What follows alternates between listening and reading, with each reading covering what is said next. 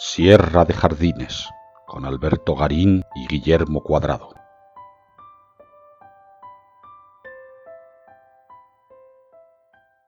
A los geranios les decían flor de pescado.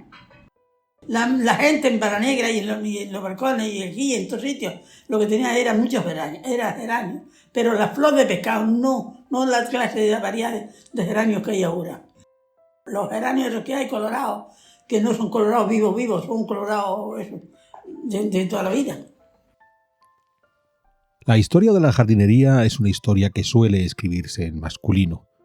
Cuando recorremos en nuestro imaginario los jardines históricos más conocidos, inmediatamente acuden a nuestra cabeza los nombres de los jardineros que diseñaron esos jardines. Indudablemente tiene un lugar destacado el paisajista principal de Luis XIV en Versalles, Lenôtre, pero mucho antes de él y mucho después de él hubo otros jardineros notables. Pero hemos de preguntarnos, ¿y jardineras? ¿Jardineras mujeres no había en la historia? Por supuesto, y aunque no es tan fácil encontrarlas, podemos ir localizándolas a lo largo de los siglos. ¿Quién no ha ido a hablar alguna vez de Santa Hildegarda, esta monja alemana del siglo XII que no solamente cultivó los jardines de su monasterio, sino además desarrolló una serie de estudios de botánica realmente notables? Contemporánea a Lenôtre, trabajando para él, tenemos a Sabine de Bagá, a quien han dedicado recientemente una película. Por tanto, estamos hablando de una jardinera del siglo XVII que, insisto, colaboró con Lenôtre para el mismísimo Luis XIV en Versalles. Y si ya llegamos a los tiempos contemporáneos, el número de jardineras conocidas aumenta. A finales del siglo XIX y comienzos del siglo XX tenemos a Gertrudis Jekyll, o ya durante el siglo XX habita Sackville West. Pero más allá de estos nombres, que pueden ir sonando y cada vez irán sonando más, hemos de preguntarnos, en realidad, cuando hay que pensar en jardines, o incluso cuando no hay que pensar en jardines, pero sí en ese amor que pueden tener las personas por el hecho de adornar el espacio común de su vida mediante el uso de la botánica, de la vegetación de las plantas, ¿quiénes son quienes habitualmente van a llevar a cabo esa acción? Pues bueno, esto es lo que queremos tratar hoy con Guillermo Cuadrado. Queremos hablar de esa figura tan singular que son esas jardineras, que en un tiempo sin jardines, sin embargo, se empecinaron en engalanar sus casas hasta en los espacios más humildes, haciendo que el jardín, por pequeño que fuera, se convirtiera en un elemento destacado de esa vida cotidiana. Pues bien, Guillermo, bienvenido una vez más a Sierra de Jardines para hablar de estas jardineras sin jardines. Muy bien, Alberto, muchísimas gracias y ya será un placer tratar este asunto. Vamos a hacer una cosa y es que nos vamos a centrar en un periodo histórico muy concreto que además puede explicar por qué había ciertas carencias materiales que hace que estas jardineras tengan que ponerle mucha imaginación. Vamos a hablar de la España de la posguerra. Ha concluido la Guerra Civil Española en el año 1939. España durante las 2 décadas posteriores a esa guerra civil va a tener una situación económica realmente apurada. Por un lado, el comienzo de la Segunda Guerra Mundial, por otro lado, la política de aislamiento a la que va a ser sometido el régimen de Franco, hasta que ya a comienzos de los 60 esa economía comienza a despegar.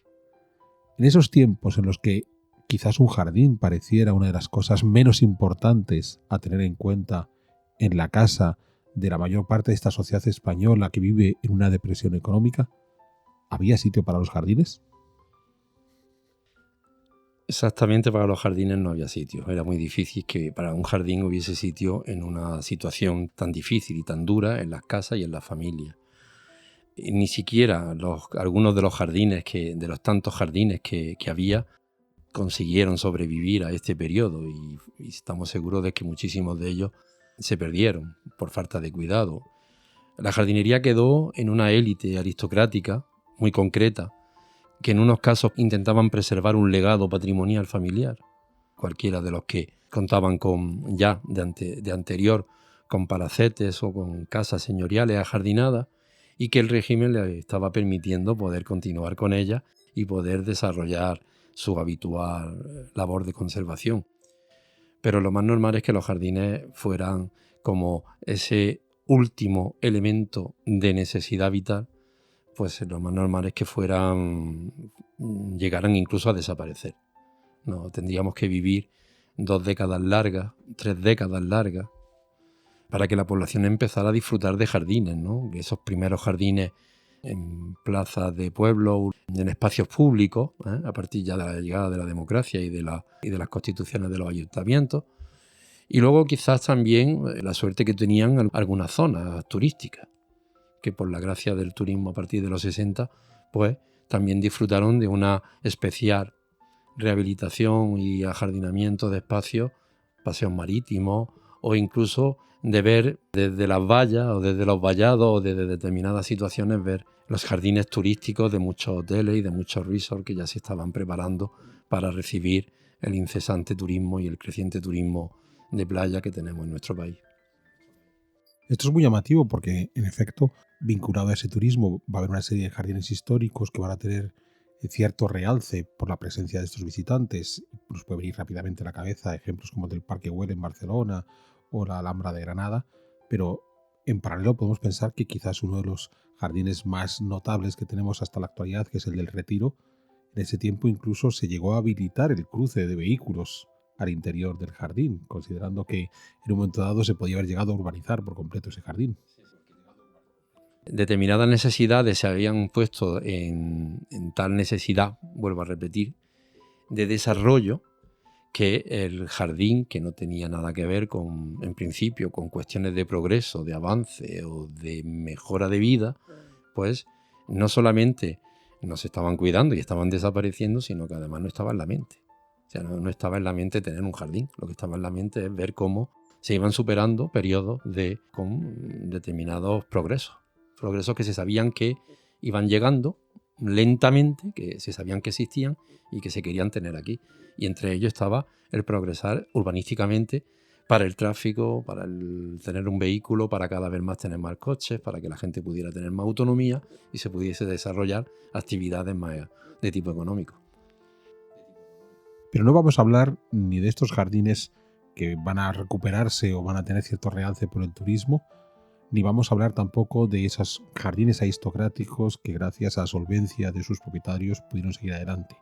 Queremos centrarnos en esos otros espacios ajardinados que durante estas décadas de crisis económica, estas décadas de dificultades económicas, a pesar de todo siguieron existiendo.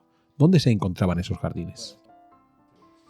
Permíteme que te aclare que no podemos hablar de espacios, ni de lugares, ni dónde encontrar los lugares, porque no estaban los lugares. Los lugares estaban, pero no estaban como jardines ni se pretendía. Lo que tenemos que ir a buscar quiénes eran quienes hacían algo de jardinería. No propiamente ya jardín, sino jardinería, porque la jardinería abarca algo más allá del lugar concreto, ¿no? O del espacio concreto. Y claro, me gustaría centrarme efectivamente en un montón de mujeres, de la llamada madre o la llamada amas de casa, como se quiera decir, pero que son todas mujeres con una vida dura, una vida con un importante sometimiento patriarcal, donde no podemos negar un machismo general, intrínseco en la sociedad, y donde ellas tenían unas funciones mayormente de las labores de casa, del sostenimiento de la familia, del control de cada uno de los individuos de la familia y de que la casa funcionara. Eran personas que tenían una vida de un horario nada estructurado, absolutamente desestructurado, y que era pues continuo y infinito. Y vamos a encontrar en muchísimas de ellas, de las poquísimas evasiones, los poquísimos reductos de intimidad en los que pueden evadirse y pueden encontrar bastante desahogo, lo vamos a encontrar en su relación con las plantas bonitas, con las plantas que son de jardín. Incluso si están yendo a la huerta, son las encargadas muchas veces, frente a otros menesteres del marido o de los hijos, son también las encargadas de sacar adelante la huerta de cada temporada. Aún así, distinto a la huerta, se van a dedicar a otras que son bonitas y que no dan tomates, ni dan lechugas, ni dan frutos, sino que dan una respuesta anímica, algo que le ayuda a entenderse con algo, con la vida, con la naturaleza, a entenderse con el medio y tener respuestas siempre en positivo, que son fruto de su cariño y de su cuidado. Es muy interesante porque, claro, Hemos de recordar que la gran emigración del campo a la ciudad se vive en España sobre todo desde finales de los 50 y muy particularmente en los 60, de modo que en efecto volvemos a encontrarnos que en esas 2 décadas posteriores a la Guerra Civil buena parte de la sociedad española sigue viviendo en el ámbito campesino, y en ese ámbito campesino obviamente buena parte de la dedicación de esas personas es a la agricultura, de modo que está muy bien que hayas hecho esa distinción entre esa labor cotidiana dedicada casi a la supervivencia de cultivar alimentos respecto a ese otro gusto que quedaba en un espacio reservado de cultivar plantas bonitas. Sí, además es curioso porque mira, en esta época es muy difícil que una casa tuviese exteriores propios. Es decir, lo normal es que la casa se componía absolutamente de dependencias interiores y no muy grandes, porque la gente no contaba precisamente, no se podía permitir algo tan que entra también a formar parte del lujo que es el espacio. Pero, sin embargo, en el mundo rural sí que hay necesidades de espacio por temas de acopio, el ganado, la actividad que se genera en la vida rural, pues requiere a veces de casas con determinados espacios. Espacios que normalmente unas veces sí que podían ser propios, otras veces eran anchuras generales.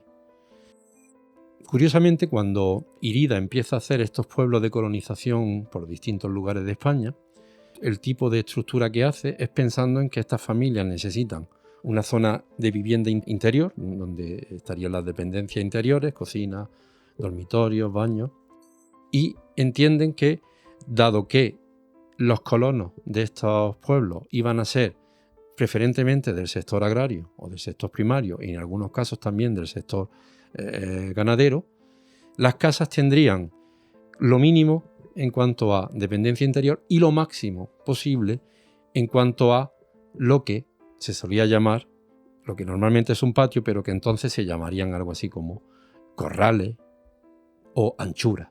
En el caso de los agricultores, pues es el lugar donde van a guardar los aperos, los tractores, los aperos de labranza, sacos de fertilizantes, en fin.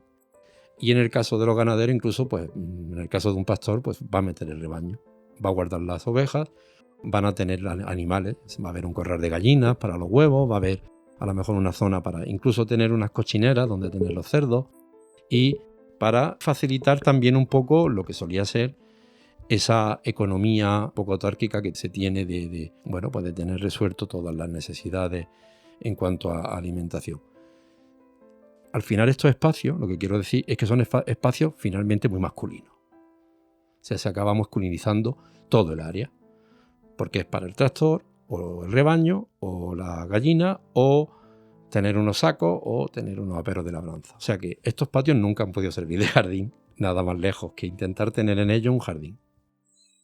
Pero había un alféizar, las ventanas tenían un alféizar suficiente como para tener una maceta.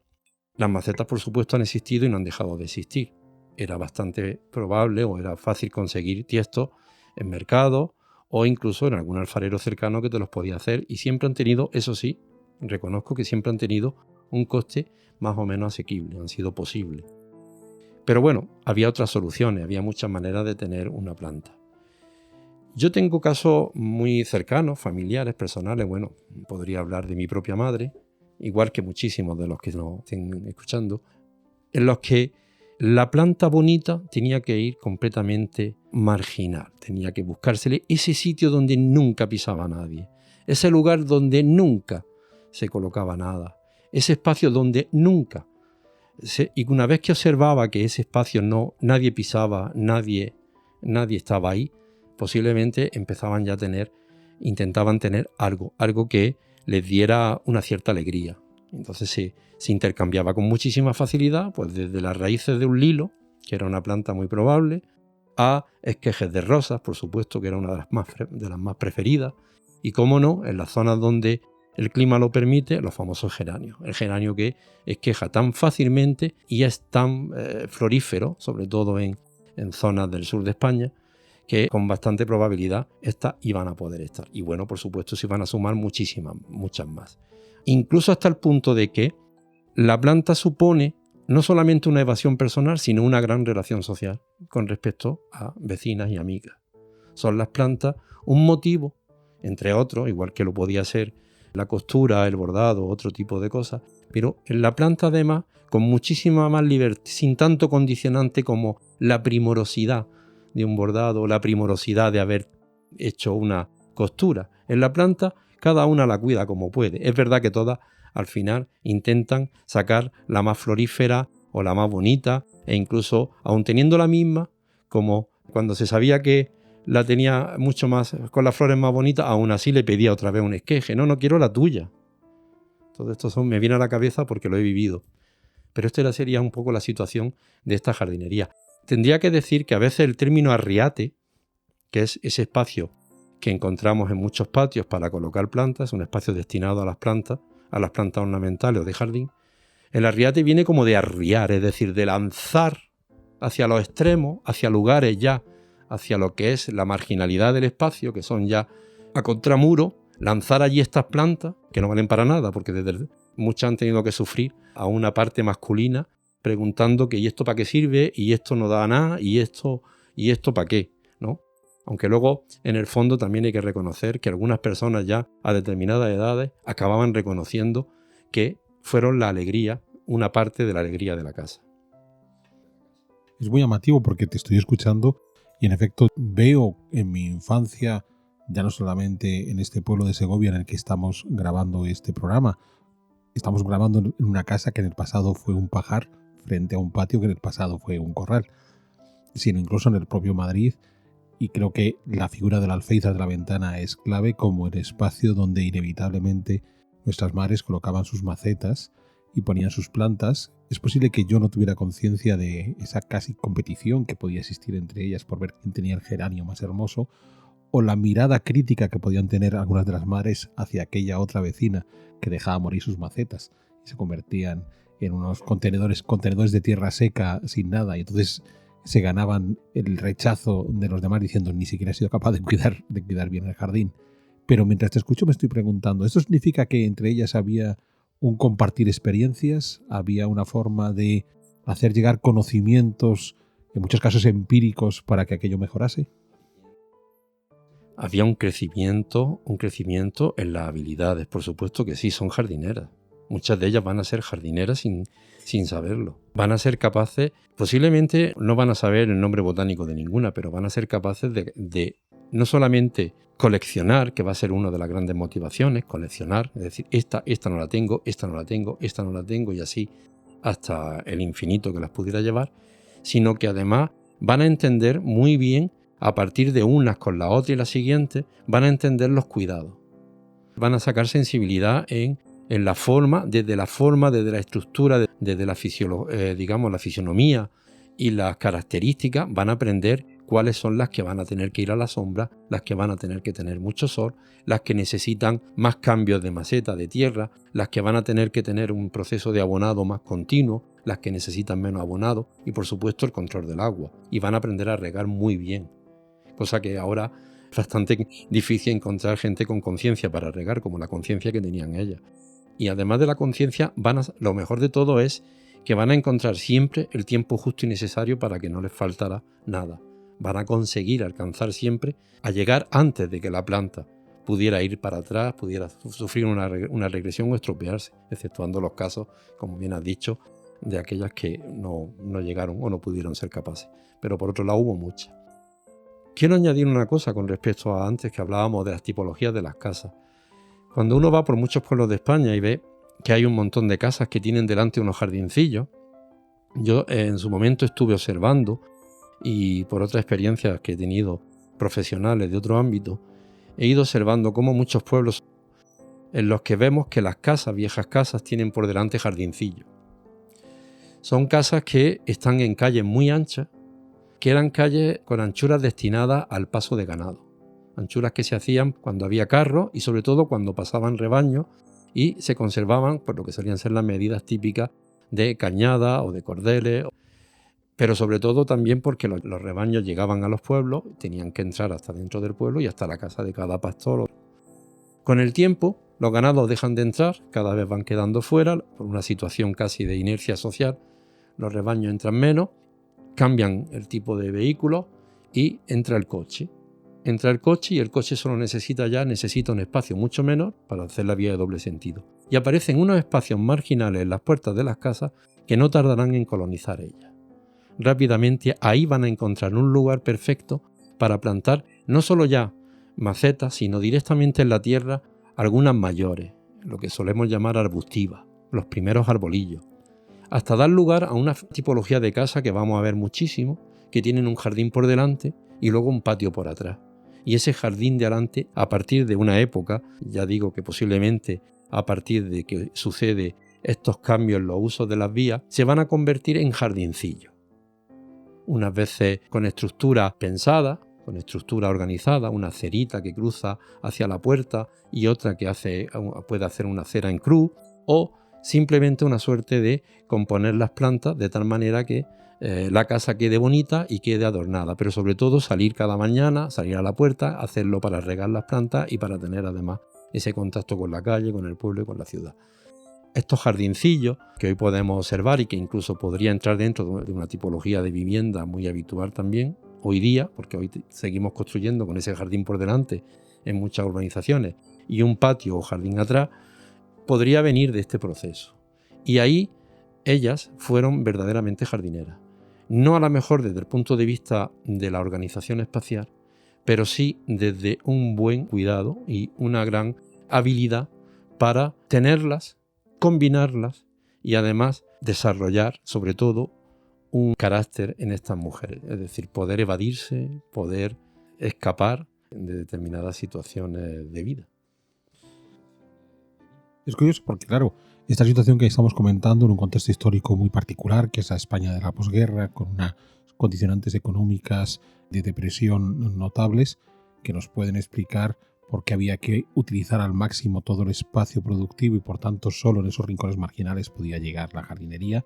Podríamos pensar que también se pudo haber dado en el pasado en otros contextos históricos y posiblemente sí se había dado. Obviamente estamos utilizando ese contexto histórico de la posguerra porque podemos tener cierta conciencia de lo que sucedía ahí, pero esto me plantea dos cuestiones en base a lo que nos estás contando. La primera es hasta qué punto hay un trasvase de información entre lo que podríamos llamar jardineros profesionales y estas jardineras, entre comillas, domésticas, tanto para que ellas aprendan a cómo llevar a cabo su jardinería, que puede ser puramente empírico, o el viaje contrario que está señalando ahora. Este comentario tan curioso de cuando dejaron de pasar los ganados y los coches necesitaron menos sitio, aparecieron espacios marginales que ellas supieron colonizar y que ahora se ha convertido en parte de la teoría de los jardineros. Entonces, ¿hasta qué punto hay ese trasvase de conocimiento entre el profesional y estas, en principio, aparentemente jardineras amateur? Pues el trasvase sí que lo hubo, lo había. Es decir, lo que pasa es que también lo hubo. Yo mismo soy parte de ese trasvase. Mi madre es una de estas jardineras y con todo lo que estoy contando y tal cual. Pero claro está, también han cambiado las mujeres. Estas jardineras anónimas ya no lo son tan anónimas.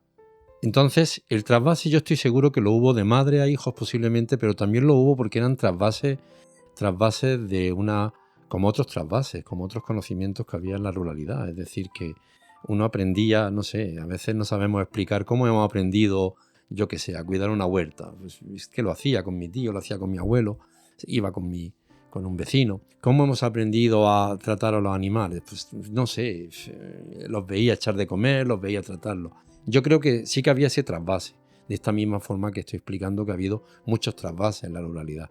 La cuestión está en que hoy día los jardineros no pueden tener ese referente porque la mujer hace más cosas y porque la mujer se evade con otras cosas. Estamos hablando de algo que posiblemente resulta muy romántico contarlo, pero pertenece a una situación de tiempo que no creo que sea muy idílica, en el fondo. Y esto me lleva a la segunda cuestión, porque te estaba diciendo, como acabas de señalar, esos trasvases de conocimiento se pueden haber dado en cualquier momento histórico, sobre todo en el ámbito, dado que estamos hablando de la jardinería, en el ámbito rural, pero hasta qué punto, en el caso concreto de esta España de la posguerra, que probablemente pueda ser equiparable, por ejemplo, al resto de Europa, que también vive su propia posguerra tras la Segunda Guerra Mundial, hay un elemento que has citado muchas veces y que estoy seguro que nuestros oyentes tienen presente en todo momento, es la maceta. La maceta como la base mínima a partir de la cual poder desarrollar esa jardinería. Claro, a pesar de ser un país en crisis, es un país dentro de un mundo industrializado. Y ya no es lo mismo fabricar macetas a mediados del siglo XX que haberlas fabricado, por ejemplo, a mediados del siglo XVII, donde no dejaría de ser un cierto lujo pensar en la idea de gastar tantas cerámicas, porque las macetas de estos momentos de la posguerra son en cerámica, no como las que tenemos hoy, que mayoritariamente son de plástico, de modo que si ya podemos tener macetas es porque afortunadamente estamos en un mundo industrializado que fabrica las macetas de manera industrial y por tanto se pueden incorporar a esa jardinería. No, la maceta tiene una larga historia, muy larga ya. Teníamos macetas en tiempos de Roma y en la jardinería romana y por supuesto estoy seguro de que la maceta casi que no ha dejado de existir desde entonces. Para mí es uno de los grandes, de los recipientes indispensables en la vida, por lo menos en la vida de la cultura mediterránea, de todo lo que es el ámbito mediterráneo.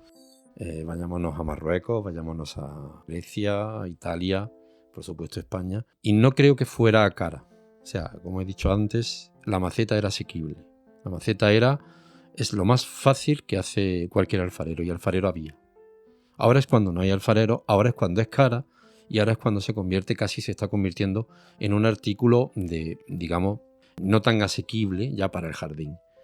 Antes sí que era más asequible, era menos asequible a lo mejor tener un juego de café, o no era probable tener mucha olla, pero macetas sí que se tenían. Eso sí, macetas pues muy quebradizas, de barro o además de una calidad pues a lo mejor baja. Y bueno, había también otros recipientes, pero no como ahora, porque ahora tenemos de todo y sobre todo el plástico ha cubierto todo esto, lo ha solapado. Antes podría ser una maceta, por supuesto, lo era un viejo cardero de madera, un viejo cardero de zinc. De carderos de zinc he visto cientos en mi casa. O sea, he visto bastantes carderos de zinc donde se han colocado aspidistras, donde ha habido clivia, donde ha habido una palmerita, es decir, que es muy probable. Yo llevo viendo cómo el cubo de la fregona se reutiliza. Bueno, las cubetas de pintura ni una se tira. Y he visto plantas en envases de yogur, incluso he visto plantas en tarrinas de mantequilla. O sea, yo he visto plantas, bueno, ahora yo mismo las pongo en mis botas viejas, he visto plantas en un montón de recipientes. Porque no era un tema estético, era un tema de cuidado. Estas mujeres no tenían ante sí un proyecto de lugar con sus plantas, y las plantas entraban como un elemento más en la configuración del espacio. Estamos hablando de jardineras que cuidaban plantas para beneficios anímicos, por eso jardinería, pero cuidaban las plantas. Lo importante era la planta, y como toda planta necesita un lugar, las plantas no se trasladan, no pueden trasladarse y hay que tenerlas en un lugar. Como los lugares territoriales estaban muy comprometidos, gracias a que existía la maceta y a que se sabía de sobra ya por propia cultura ya de siglos, se sabe que las podemos tener en maceta, como si no pudimos traer tanta botánica de América o de otros lugares del mundo, gracias a que se puede tener en una maceta. Y la maceta, desde luego, para mí es indispensable en toda casa donde se quiera tener a las plantas como verdaderos individuos de la casa, como una parte importante del hogar, como si no. Las plantas tienen que estar cuanto más próximas a nosotros y necesitamos que estén en maceta, porque además la maceta, para muchas plantas, no es además darle más importancia. ¿Cuántas veces le he dicho a clientes o amigos, mira, de ver la adelfa, esta planta famosa que vemos por las carreteras cuando viajamos en verano en el sur, llena de flores rosas, la vemos en una carretera o las vemos a veces incluso en algunas zonas de España que son prácticamente están naturalizadas, son naturales de los entornos, y de repente la pones en una maceta, la acerca o la aproxima a la puerta de tu casa, la cuidas un poquito y ya cambia. Pasaría a ser de plebe pasa princesa. Entonces, yo creo que las mujeres hacían mucho eso. Es decir, tener estas princesitas, estas niñitas, tener todos estos individuos, cuidando a estos individuos, pero sin recibir una mala respuesta, sin recibir a pesar de todo lo que hago, aún no lo hago bien, sin juicio. cuidar una planta, cuidar algo sin juicio. Cuidar algo simplemente a que si falla, fallé yo. Pero si no falla, lo he cuidado yo. Es muy fuerte para el estado de ánimo o para el desarrollo anímico. A mí me parece que es muy sano, ¿no?, ese desarrollo anímico. ¿Hasta qué punto queda una herencia de estas jardineras sin jardines? ¿Hasta qué punto a lo mejor hoy tenemos el problema de que curiosamente hemos dado la vuelta al orden de los factores? Y por ejemplo, ahora todos hablamos de estos huertos urbanos y en aquellos alféizares donde colocábamos flores bonitas, en las ciudades grandes viven obsesionados por tener 2 tomateras y un pimiento. Bueno, pues ahora me voy a poner un poco triste porque efectivamente hay un antes y un después y ya estas mujeres pues ya van haciéndose mayor y van cambiando generacionalmente, y ahora las nuevas generaciones ya no tienen una necesidad anímica, como hemos hablado, una necesidad de evasión en la planta. Ahora lo que hay unas necesidades que casi, si nos paramos a pensar, son casi, están dentro de este juego global porque una de las cosas que últimamente llevo muy mal es hasta qué punto las plantas se están cosificando y están entrando cada vez de sobra, hace ya tiempo, hace ya décadas, están entrando como otra más del mercado, ¿no? Otra más del mercado de consumo. Cómprela y tírela, y además se ha llegado con las técnicas del viverismo a tal nivel de producción que frente a la distribución, producción, comercialización, se ha dejado por completo ya de lado el carácter del trasvase. Es decir, son plantas que a veces parece que están deseando que al llevártelas, ya saliendo por la puerta del vivero, se te estén marchitando. Porque están hechas tan artificiosamente y tan desarrolladas para sostenerlas en el vivero que tú luego no vas a tener los medios, no vas a poder tener los mismos medios y no vas a poder tener la misma capacidad de sostener esa planta. Esto te lo dice, de hecho, mi madre, que es una de esas jardineras de las que hablamos. Te dicen, es que hay que saber lo que se compra hoy en día, porque eso no es como antes, te dice. Antes nosotros buscábamos las tierras, mi madre me hablaba, por ejemplo, de cómo iba a coger el proceso, la tierra de debajo de chumberas, porque decía que esa tierra ella es la que encontraba más texturizada, las macetas le respondían bien, fíjate, todo a base de una especie de juego de prueba-error permanente, de un aprendizaje, de un autoaprendizaje y de ir incluso desarrollando mucho sentido común en esta acción. Y hoy en día vamos a comprar una planta como un elemento más de la decoración, como un elemento más de componer el hogar. Tenemos un espacio exterior, claro, ya no tenemos aperos de labranza, ni tenemos un rebaño que guardar. Tenemos que tener un jardín. Pero claro, ¿hay sentimiento de jardín?